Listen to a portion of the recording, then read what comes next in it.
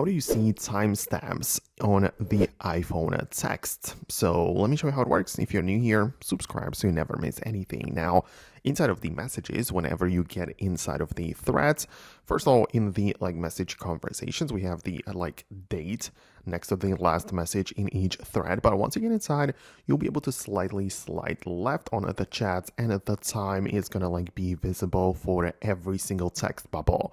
So this makes it very useful because you can scroll through it and check out when exactly the message has been sent. So this is very useful and likely the thing you had in mind.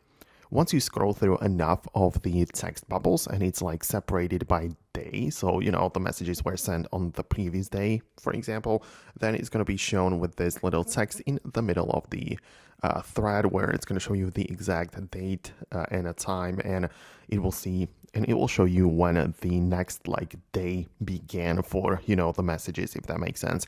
So that's kind of how you can use it. And also keep in mind that you can utilize the search feature where you can literally just type in the name of the recipient and the date right here, and all of the messages are going to show up from that day. So that is also a feature which not that many people utilize as far as I know. So let me know in the comments below if you managed to find what you needed. Hit the thumbs up button and subscribe for the upcoming tutorials as well.